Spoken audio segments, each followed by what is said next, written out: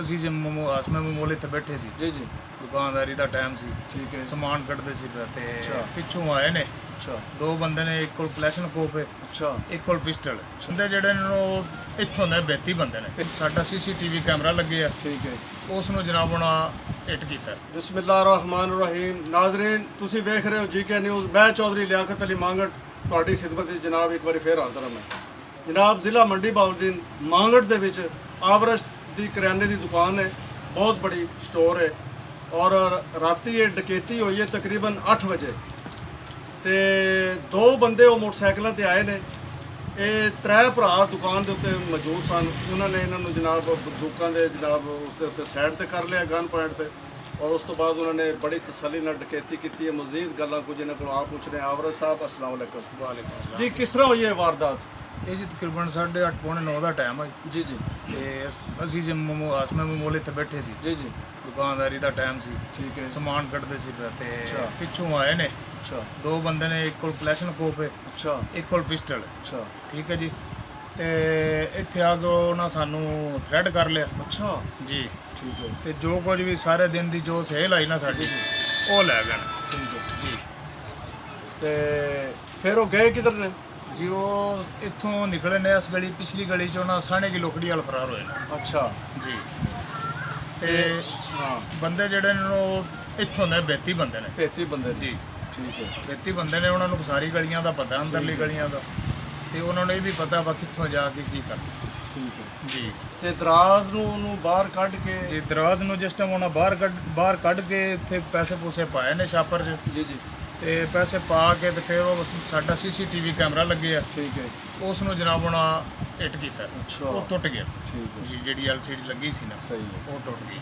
ਸਫਦਰ ਇਕਬਾਲ ਮਾਂਗੜ ਸਾਹਿਬ ਰਾਹ ਸਾਡੇ ਕੋਲ ਮੌਜੂਦ ਬੈਠੇ ਨੇ। ਇਹ ਵੀ ਕੋਈ ਗਵਾਹੀ ਦੇ ਰਹੇ ਨੇ ਕਿ ਇਹਨਾਂ ਦੇ ਨਾਲ ਵੀ ਇਹ ਵਾਕਿਆ ਪੇਸ਼ ਆਇਆ। ਇਹ ਵੀ ਕੁਝ ਦੱਸਣਗੇ। ਜੀ ਦੱਸੋ। ਤਕਰੀਬਨ 10-12 ਦਿਨ ਪਹਿਲੇ ਸਾਡੇ ਬੱਚੇ ਨਾਲ ਵੀ ਇਸ ਤਰ੍ਹਾਂ ਵਾਕਿਆ ਰਾਤ 11 ਵਜੇ ਜੀ ਜੀ 11:30 ਵਜੇ ਦਾ ਟਾਈਮ ਹੈ ਜੀ। ਠੀਕ ਹੈ। ਸਾਡੇ ਕੋਲ ਹੀ ਉੱਥੋਂ ਆਇਆ, ਰਸਤੇ ਵਿੱਚੋਂ ਜਿਹੜਾ ਉਹਨਾਂ ਅਗਵਾ ਕਰ ਲਿਆ। 3 ਬੰਦੇ ਉਹ ਦੱਸਦਾ ਹੈ, ਜਿਹਦੇ ਵਿੱਚ ਜਿਹੜੇ ਦੋ ਜਸਾਮਤ ਜਿਹੜੀਆਂ ਇਹਨਾਂ ਦੀਆਂ ਮਿਲਣੀਆਂ ਸੇਮ ਉਹੀ ਸਾਡੇ ਦੀਆਂ ਦੋ ਜਸਾਮਤਾਂ ਨੇ। ਰਾਤ 2 ਵਜੇ ਤੱਕ ਉਸਨੂੰ ਟਾਰਚਰ ਕਰਦੇ ਰਹੇ ਨੇ। ਅੱਛਾ 2 ਵਜੇ ਤੋਂ ਫਿਰ ਉਸਨੂੰ ਲੈ ਕੇ ਆਏ ATM ਵਿੱਚ, ਇੱਥੇ ਬੈਂਕ 'ਚ। ਠੀਕ ਹੈ। ਬੈਂਕ ਵਿੱਚ ਉਸ ਪੈਸੇ ਕਢਾ ਕੇ ਦਿੱਤੇ ਨੇ ATM 'ਚ 50,000 ਰੁਪਏ।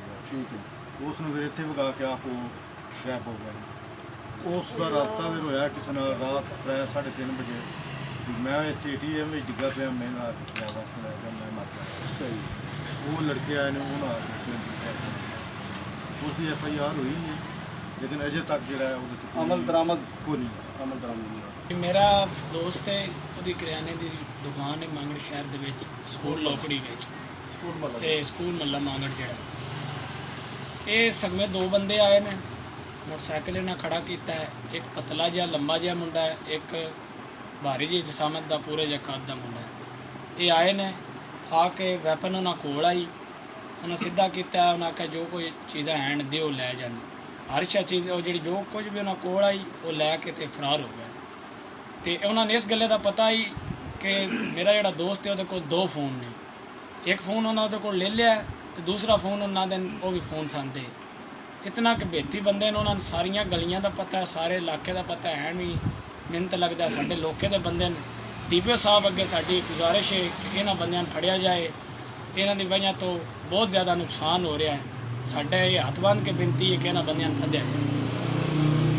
ਜਨਾਬ DPO ਅਹਿਮਦ ਮੁਹੀਉਦੀਨ ਸਾਹਿਬ, ਤੁਹਾਡੇ ਅੱਗੇ ਸਾਡੀ ਗੁਜ਼ਾਰਿਸ਼ ਹੈ ਕਿ ਜਿਤਨੀਆਂ ਕਿ ਡਕੈਤੀਆਂ ਮਾਂਗੜ ਦੇ ਵਿੱਚ ਇਸ ਟਾਈਮ ਹੋ ਰਹੀਆਂ ਨੇ, ਯਕੀਨ ਕਰੋ ਕਿ ਅਸੀਂ ਤੁਹਾਨੂੰ ਗਿਣ ਕੇ ਦੱਸ ਨਹੀਂ ਸਕਦੇ। ਇਹ ਜਿਤਨੇ ਮੇਰੇ ਕੋਲ ਬੰਦੇ ਬੈਠੇ ਨੇ, ਇਹਨਾਂ ਸਾਰਿਆਂ ਦੀਆਂ ਡਕੈਤੀਆਂ ਹੋਈਆਂ ਨੇ।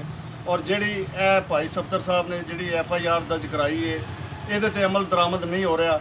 ਔਰ 100% ਉਹ ਹੀ ਬੰਦੇ ਨੇ ਜਿਨ੍ਹਾਂ ਨੇ ਆਵਰਜ ਸਾਹਿਬ ਦੀ ਦੁਕਾਨ ਦੇ ਉੱਤੇ ਡਕੈਤੀ ਕੀਤੀ ਹੈ ਔਰ ਇਹਨਾਂ ਨੂੰ ਮਾਰਨੇ ਦੀ ਧਮਕੀ ਉਹਨਾਂ ਨੇ ਦਿੱਤੀ ਹੈ। ਇਹਨਾਂ ਨੂੰ ਇੱਕ ਸਾਈਡ ਤੇ ਖੜਾ ਕਰਕੇ ਗਨ ਪੁਆਇੰਟ ਦੇ ਉੱਤੇ ਉਹ ਫਿਰ ਇਹਨਾਂ ਨੇ ਡਕੈਤੀ ਕੀਤੀ ਹੈ ਔਰ ਗੱਲੇ ਨੂੰ ਕੱਢ ਕੇ ਉਹਦੇ ਵਿੱਚੋਂ ਪੈਸੇ ਕੱਢ ਕੇ ਔਰ ਉਹਨਾਂ ਨੇ ਕੈਮਰੇ ਦੇ ਉੱਤੇ ਮਾਰਿਆ ਔਰ ਜਨਾਬ 2 ਲੱਖ ਰੁਪਏ ਦੀ ਉਹ ਡਕੈਤੀ ਉਹ ਕਰਕੇ ਉਹ ਲੈ ਕੇ ਗਏ ਨੇ ਔਰ ਮਾਂਗੜ ਦੀ ਗਲੀਆਂ ਦੇ ਵਿੱਚ ਉਹ ਫਿਰਦੇ ਰਹੇ ਨੇ।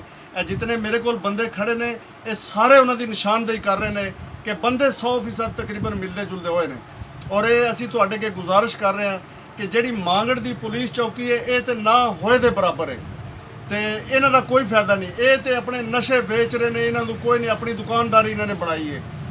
ਦੂਸਰਾ ਇਹ ਵੇ ਕਿ ਮੈਂ ਤੁਹਾਨੂੰ ਮਿਲਣਾ ਚਾਹੁੰਦਾ ਸੀ, ਮੈਂ ਵੈਸੇ ਤੁਹਾਨੂੰ ਇਹ ਕਹਿਣਾ ਚਾਹੁੰਦਾ ਸੀ ਕਿ ਪਹਿਲੇ ਵੀ ਥਾਣਾ ਇੱਥੇ ਮਾਂਗੜ ਦੇ ਵਿੱਚ ਸੀ, ਥਾਣਾ ਸਿਵਲ ਲਾਈਨ ਜਿਹੜਾ ਹੈ, ਹੁਣ ਵੀ ਉਸ ਨੂੰ ਥਾਣੇ ਨੂੰ ਇੱਥੇ ਲਿਆਂਦਾ ਜਾਏ। ਸਾਰੇ ਥਾਣੇ ਤੁਸੀਂ ਉੱਥੇ ਇਕੱਠੇ ਕਰਤੇ ਨੇ, ਸਦਰ ਥਾਣਾ, ਸਿਟੀ ਥਾਣਾ, ਸਿਵਲ ਲਾਈਨ ਥਾਣਾ, ਸਾਰੇ ਉੱਥੇ ਇਕੱਠੇ ਹੋ ਗਏ ਨੇ। ਮਾਂਗੜ ਦੇ ਵਿੱਚ ਡਕੈਤੀਆਂ ਦੇ ਅੰਬਾਰ ਲੱਗੇ ਪਏ ਨੇ ਤੇ ਲਿਹਾਜ਼ਾ ਉਸ ਥਾਣੇ ਨੂੰ ਵੀ ਇੱਥੇ ਲਿਆਇਆ ਜਾਏ ਔਰ ਇਹਨਾਂ ਚੋਰੀਆਂ ਤੇ ਅਮਲ ਦਰਾਮਦ ਕੀਤਾ ਜਾਏ। ਜਿਹੜੇ ਡਕੈਤ ਨੇ ਫੌਰੀ ਤੌਰ ਤੇ ਉਹਨਾਂ ਨੂੰ ਗ੍ਰਿਫਤਾਰ ਕੀਤਾ ਜਾਏ, ਉਹਨਾਂ ਦੀ ਨਿਸ਼ਾਨਦਹੀਆਂ ਅਸੀਂ ਤੁਹਾਨੂੰ ਦੱਸ ਰਹੇ ਹਾਂ ਤੇ ਸਾਡੀ ਗੁਜ਼ਾਰਿਸ਼ ਹੈ ਇਸ ਤੇ ਜਲਦੀ ਤੋਂ ਜਲਦੀ ਅਮਲ ਦਰਾਮਦ ਕੀਤਾ ਜਾਏ। Thank you.